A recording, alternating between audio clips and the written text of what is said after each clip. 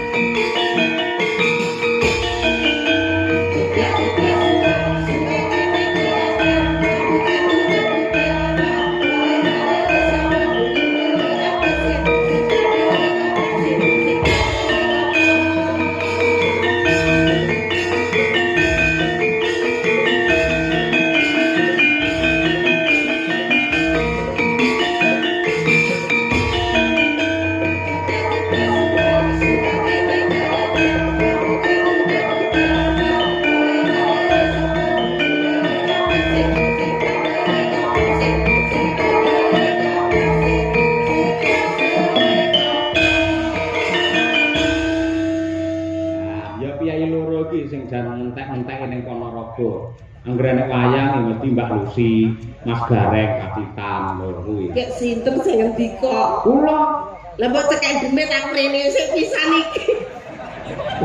Ukuran dadak cekek demit lho. Lah wis sumpah Mas ajeng jumblek alhamdulillah lho. Mbok lek rambah dari atau nggih nembe niki kula. Ampun Pak kula mencelok mriku. Nun sewu. Nggih. Mboten kok kula umum mboten nggih. Nggih. Sing usul kembang lurah dagelan mangke Mbak Lucy niku kula. Mergo kula ndek dasar, mumpung tasik bab sawah, mangke yang besar dibeleh niki Mas. Rencana kula besar ndelek. Ndelek Timbang dibeleh. Niki lek besar mboten dibeleh Mas nuwun sewu. Piye? Isih rutin dikombor. Mergo kurang gede. Lek didol ora payu. Yen aku dadi Mbak Lucy kudune ora trimo. Dilane kuwi wis 6 lho kowe ngelone sampean kaya ngono mosok ditampa. Alah mboten napa-napa dereng lumpuk ibu kula. Iki lek kula ngomong lah ibu kula lumpuk kok idoni. Lah aja mbok idoni aku mbok idoni ning jambon iki ilere keteko saprene kok mari. Ora mesakne lho nek jambon enek jambon dadi panu. Terus kok idoni ning media dadi kurak. Kowe ngenyek lho, ora ngerti fungsine sapi. Nyuwun sewu nggih Mas. Monggo. Iya. Fungsine sapi, ilere sapi kok nek nggih maskeran. Ilere sapi kena digo maskeran. Mari mempercantik, memperhalus kulit. Lho, ya ta? Mari ngono kulite sapi lho, kena di apa? Kena nggih karpet, kena nggih hiasan. Lho, sepatu. Nggih sepatu, terus letong. Kuwi kena tinggi pupuk kan. Pupuk organik iki lombok karo terong kuwi dipene pupuk letonge sapi kuwi mari subur. Ngerti kok? Piye rek kena urung? Wis kena urung. Ya wis ora masalah dek iki kabeh saiki kurap saiki brenyeh ora apa-apa. Siji sing kudu mangerteni. Apa? Susune sapi memberi gizi kabeh kiai-kiai ning kene-kene. Lho, jaman tanggoku nek gizi buruk nggih nyuwun sewu. Pak Lurah wis mumet kok. Arep kok susu anggarane kan entek kok. Wah, akhire aku ngadeg le ning arep bali desa terus sampai wong sak Yuk. Wong sak ceko mbok empengi. Upamane sing kok empengi Pak Haryanto terus piye? Nah, makane saiki Pak Haryanto malah mulus. Mergo Ya aku mau empengi to. nggih kedaluan kok mau. Wah, Mas ya kok yo. Ngeten lho Mbak Lucy sewu panjenengan asli Kiai Ponorogo. Nggih, alhamdulillah. Sing suasana di Ponorogo sing pirsa lan jenengan. Nggih. Kula setiap sowan Ponorogo sing mirsani kados mekaten. Nyenengaken to. Napa niki sebabé napa? Piye Piyai mriki niku karena cinta budaya, nguri-nguri budaya lan ngurip-urip budaya. Tur panjenengan nek wis dicintai Piyai Ponorogo kadung gandrung jenengan ra tau dinyang, nggih ta? Nggih. Sepiro prenyah lho Piyai Ponorogo iki ngono kuwi. Kowe piro? Sembodo. Kowe bengi iki piro yo? Aku ora tak oke. Aku hanya pengen ngene. Mergo ngene, Pak Haryanto itu kan terkenal piyainya baik gitu. Tadi niki wau sak rombongan Bu Camat beserta lurah-lurah sekabupaten kecamatan Babatan mboten saged rawuh karena nembe studi banding di Magelang. Niki sing makili para bapak carek-carek sedaya. Tur kanca-kanca lurah ngrasani ngeten, Duh, rasane nelongso mboten saged nenggani pagelarane Mbah Lurah Polorejo karena Mbah Lurah Polorejo niki terkenal piyayine entengan. Sae, dadi kanca-kanca sami getun mboten saged. Nggih, sae wis nyah-nyah piyayine. Nggih. Mbah Lurah kang pundi to? Lah, ing ngelem kan mau roh. Ya kecek lho tuh. Awakku banyak petek to. Gitu. Ya sewu. Endi? Ingkang pundi Mbah Lurah? Oh, kuwi lho sing rekane dijambul kuwi lho. Sing pundi sambungan? Kok goreng? Pundi? Oh kan, oh nggih. Oh sandinge Mas Goreng menika. Iya pundi? Balurake sing ngandung sokok cempeng niki. Oh alah, masalah. Ngomong petang-petang Piyayine. Oh, sing digoleki kena Mbak Lurah. Arep belum iso nginang ini. Piyayine hitam manis, auranya sabar. Leres. Nggih. Halo. Salam saking kanca-kanca Mbak Lurah. Tapi estu malam hari ini luar biasa pagelarane. Ada kok yu. Dalange kondang, Dalange yoga Mas ora. Wis sapa sing ora ngerti? Kicah yo kuntadi. Dosen isi Surakarta dalam percontohan. Jadi iki para dosen-dosen kabeh sing ngabohi. Yuk. Ya apa? Aku tak ngalih rene. Lah apa? Urung sampe dagel ra iku bonyok dicok. Iki Lho, kuwi saka semangate Mbak Usi kok ya. lho semangat apa semangat iki sidan apa Wosowo? Lho kok akhir ngomong kok nyembur kancane. Kowe ora ngerti sinden kuwi ya. Aurane sinden.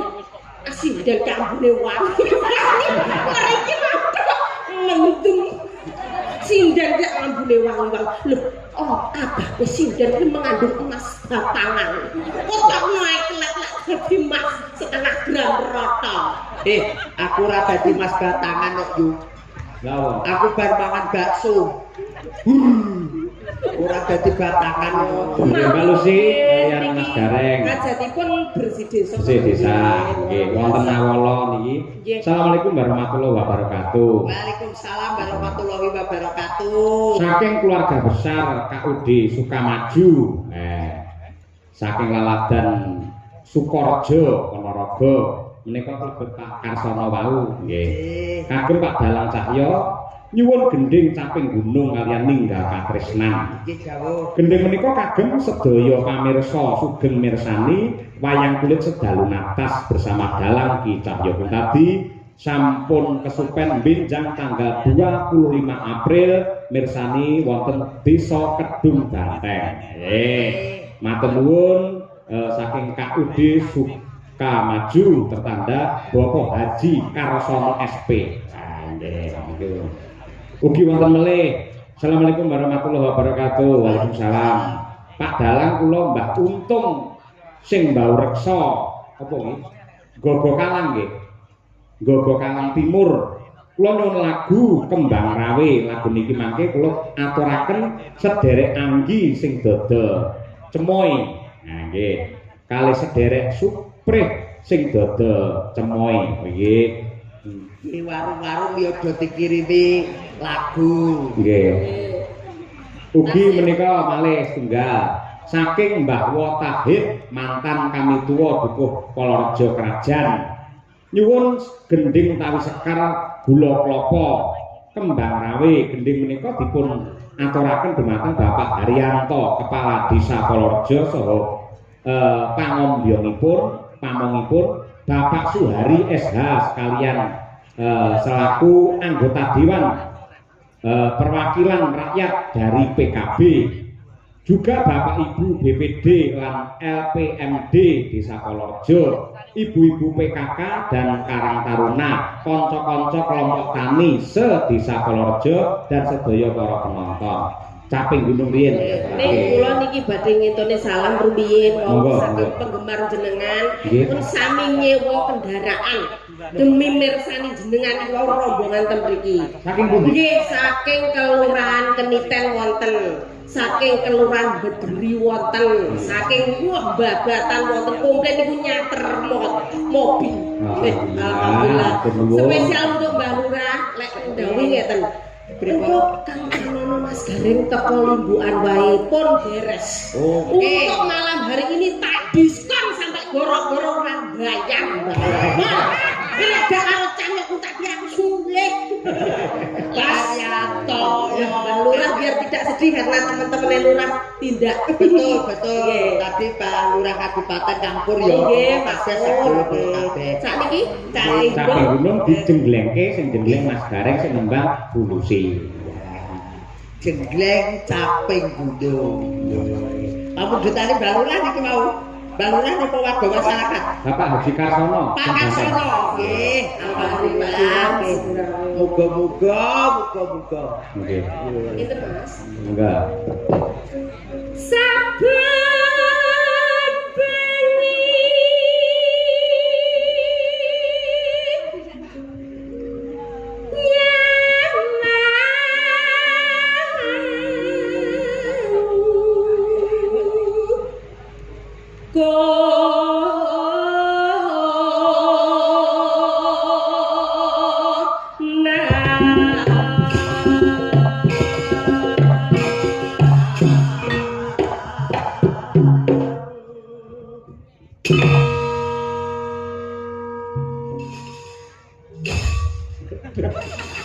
Rumah Mas Legori. Lah jenggleng kaya ngono, jenggleng Mbah Lurah yo semangat. Ya wong ki lek kan wong lanang iki ya lek gedeng ya aja nemen-nemen.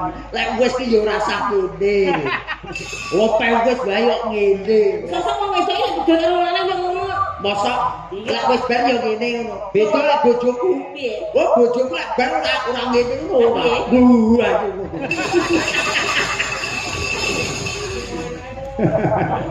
Aduh. Yen menajak gak gelem disingkur. Ya wong adu rono sik. Hamong karo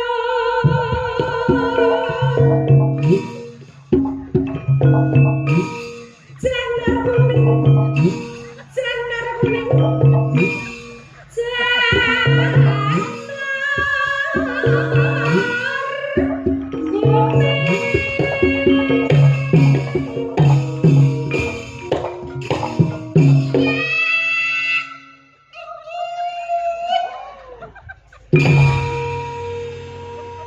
Piye Mbak Lucy?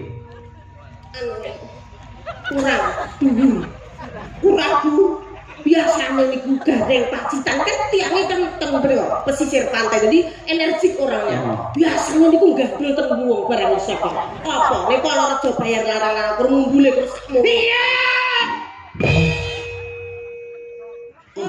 kur ping pindho iya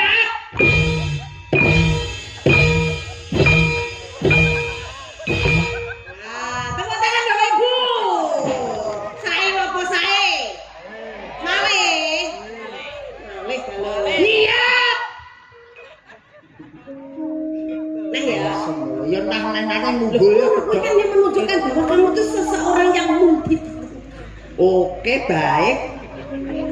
Aku wis gur manut tok malah karo.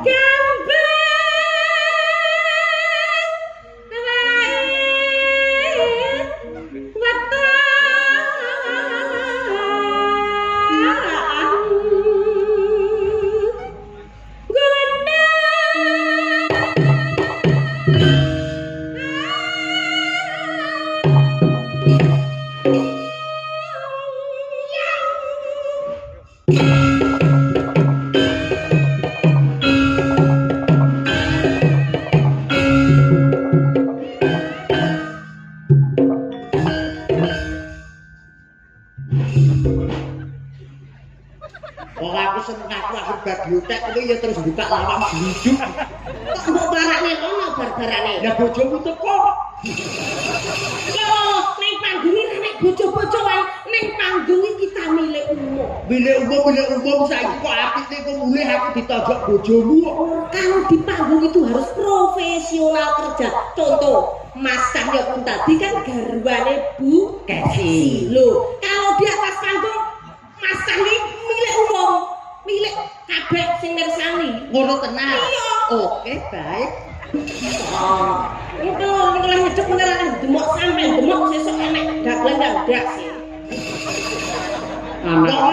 Wong lanang bingunge adoh jarene kudu sing totalitas nek cedhek mbok irani ndasku aku mulai nggawa ndas apa? Ya nyilih sirah tanggane. Kan yang duwe sirah liyane. Aku ngomong ngono. Yo.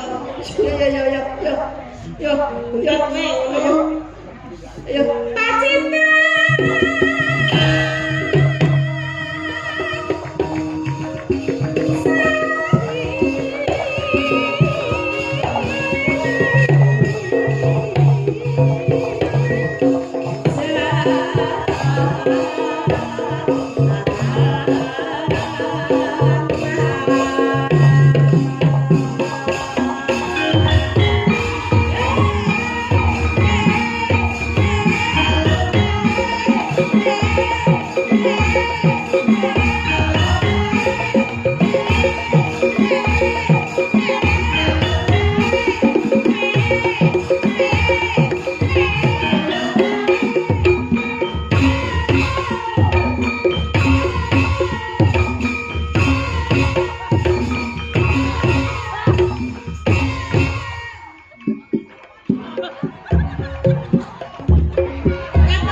Iya, Rek. Kare mak gadul-gadul mah. Anyang-anyangen yo. Lek nek akamu wong nyenggol wae ora kok. Lah seleborku nyanggone anake bocah. Wong iki kudu energi lho, sampeyan iki sik enom. Nah, lincah. Ora dadi kan imbal-imbalan. Aku lek duwe bojo kaya sampeyan energi, sing wedok ya kudu energi. Ngimbangi. Yo wong ngimbangi ya delok-delok tapi wong esuk aku bar ngedos nyae kok ngimbangi aku ya kapok. Sekarang harus ngedos. Ora kuwi dene Purworejo. Terus wis apik jambel-jambel dodolan iki dodol. Alah tiba awakmu dodol bunga. Oh iya, aku sembarang kok. Nah ya. Iya. Nate cap.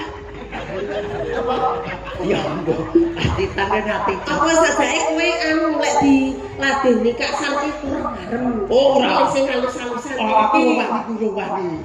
Nek cukup awakmu dhewe wae. Lah nyapa lho iki bebas iki sing kaya Arjuna iki kene awakmu cepane kaya kene ayo. Apa cepane nuwun sewu lho Mas. Pripun? Nuwun sewu lek mbake sing setunggal niki kali sing setunggal paribasan menika niki kelangan. Kelangan dulur mriki lho Mbak Bergita karo Mbak Pino. Oh. Niku kelanganane Pak Agung Dewa. Oh, Pak Agung Dewa karo Pak Hari. Pak Hari cara tanan ngono iki. Sing dahar iki Pak Agung karo Pak Hari.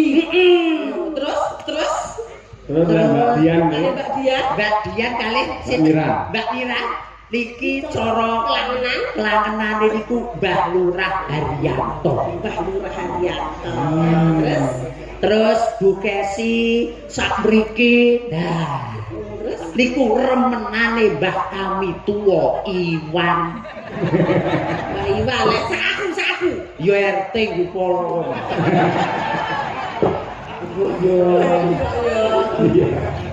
Iya. Panas.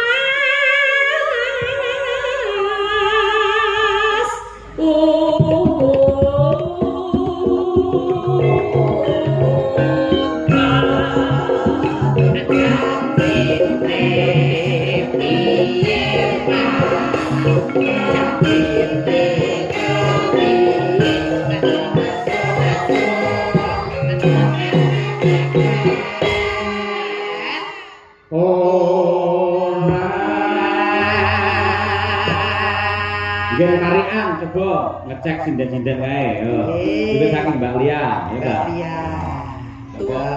Tuku meja Meja, brone bareng. karo kursi. Apa sih?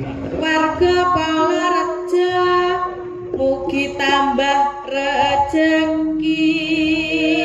Allahumma amin. Gandeng piyai Palarejo iki piyai budaya, piyai nyeni mesti ling ngamini ya ngangge budaya. Lah ngeten iki, Pak. Allahumma amin. Kersa nggih, Pak nggih? Sing kersa kula dongake putra putrine saleh salehah. Amin. Monggo. 1, 2, 3. Allahumma amin. Mangke mulai. Yo, selanjutnya Bu Triastuti. Ya. Mangan sego lawe tempe Kowe enak iku Mas. Ojo alun-alun jos. Mugi-mugi warga Purworejo tansah sehat awake. Allahumma amin. Hebat Mbak Tuti lagi solekah. Aneh-aneh. Selanjutnya Bu Gesi, Ibu. Pak Kaji Bejo Pak Kaji Bejo sampai tindak neng Mekah. Mugi-mugi warga Purworejo gesangipun berkah lan barokah. Penonton Allahumma amin. Mbak Mira, yuk. Ono Mbah Arjo Mbak Arjo, tindak Surabaya. Tindak Surabaya. Mugi warga Purworejo tansah bagya mulya. Penonton Allahumma amin. ya, Mbak Dian Munasira. Tuku betok Iki magister seni kok iso malah kucluk iki lho. Mungkin ada gendari kaya ngono gamelane ya kaya ngono apike. Ketoke kelinglingan awake dhewe iki dadine suarane griut. Sik, contone sik Mir, sepira Mir? Buku beton kan. Lah, tuku betok nah semono kuwi.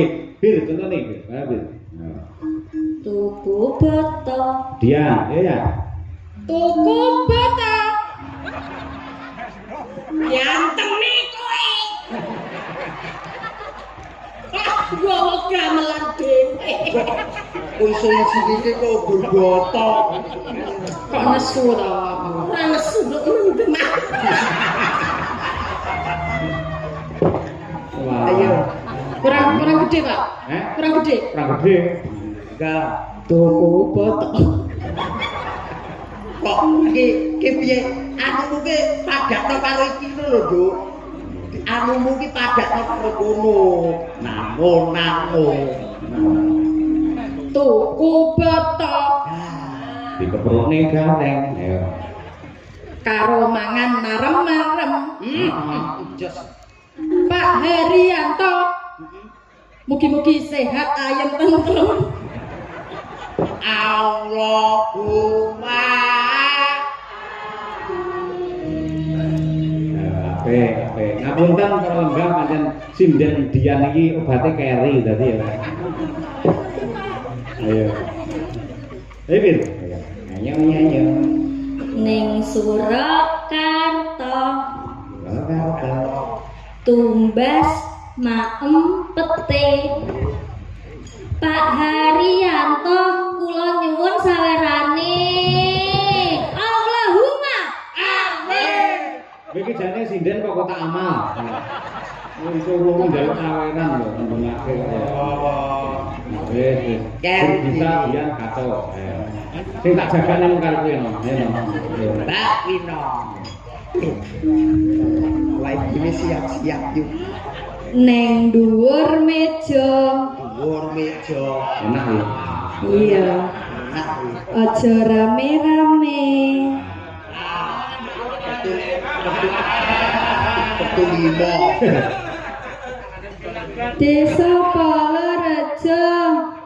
Muga-muga wargane kathah rejekine, sehat awake, tentrem batine, ayem tentrem sakeluargane, lunas utange, sedaya mlampah sejatine asik. Kowe golek ngomong terus tak lalu cempolo lho. Kebawan. Kok iki wong gawe parikan apa deklamasi? Kaya Balosi kalian boten. bagusi ya.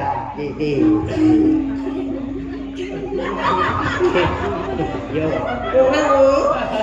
ngidoni kaca ngidoni kaca. terus kecemplung sumur Terus kecemplung sumur. mugi masyarakat Polo reca panjang umur Allahumma amin enak awakmu tuku nangka. Aku nangka. nangka penggede Bene. Duwe ta membayar Pak Haryanto. jere wis dibayar sesasi Lah ya wis isik turah 75 tak mebel tuku nangka kan yo. terus Tuku nangka. Ya.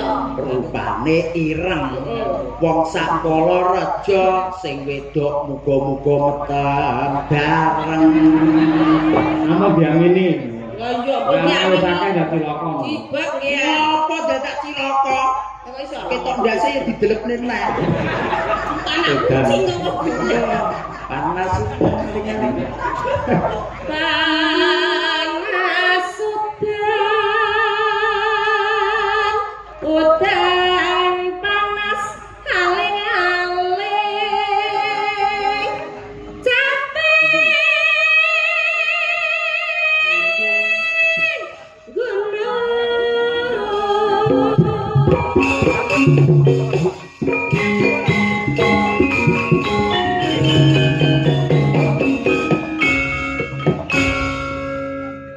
Lanjut, Mbak.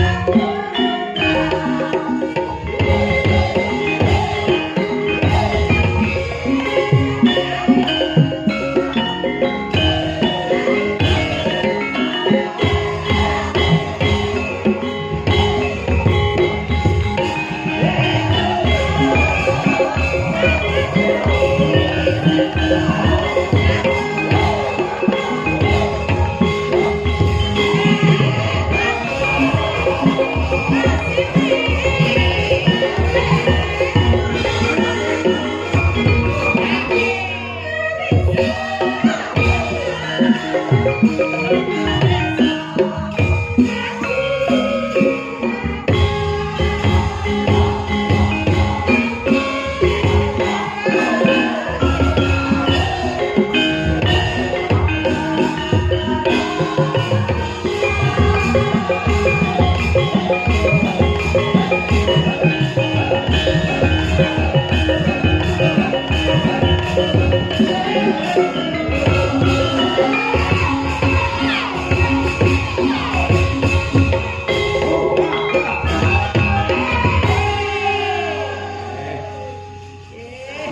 sembah nuwun. Bagus, bagus. Kompak rancak semangat.